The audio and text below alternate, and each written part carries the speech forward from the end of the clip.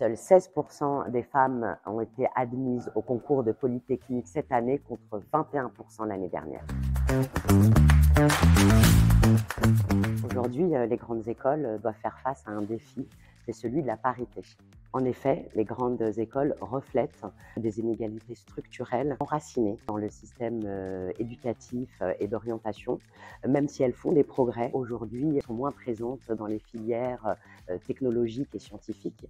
Alors, c'est quoi le constat aujourd'hui? Les femmes représentent 28% des effectifs et ce chiffre chute quand il s'agit d'informatique ou de mécanique, alors que par exemple dans les écoles de commerce, elles représentent à peu près 45 à 50% des effectifs.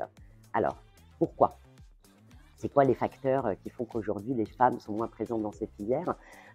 Pour commencer, les biais d'orientation dans le secondaire. Aujourd'hui, on constate que les filles sont beaucoup moins nombreuses dans les filières technologiques et scientifiques. Il y a également ce qu'on appelle les stéréotypes de genre. On a des métiers, des filières qui sont genrées. Par exemple, les garçons vont valoriser plus les filières scientifiques et techniques, alors que les filles vont valoriser plutôt les filières de soins, d'éducation.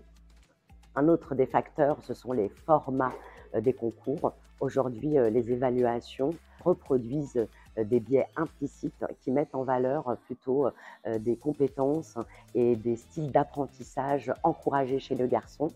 Et surtout, également, on manque de rôle modèle.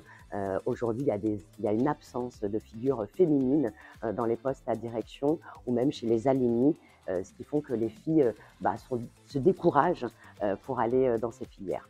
Alors aujourd'hui, c'est quoi les leviers justement pour répondre à cette préoccupation? Il y a des actions de mentorat, de sensibilisation qui sont mises en place avec des partenariats avec des collèges pour justement sensibiliser les jeunes filles dans ces métiers technologiques et scientifiques. Il y a la diversification également des voies d'accès. Aujourd'hui, on élargit, c'est ce que fait par exemple Polytechnique, le recrutement à des filières où les femmes sont plus présentes, comme les sciences de la vie ou la chimie.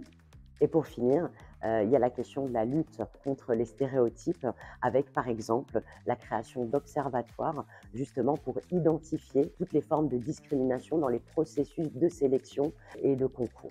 Vous l'aurez compris, la question de la parité dans les grandes écoles ne se limite pas uniquement à une approche globale, c'est un levier de performance, de diversification des talents, d'innovation, de création. Et pour cela, ça nécessite une approche globale, agir dès le secondaire, repenser les concours et créer un écosystème inclusif.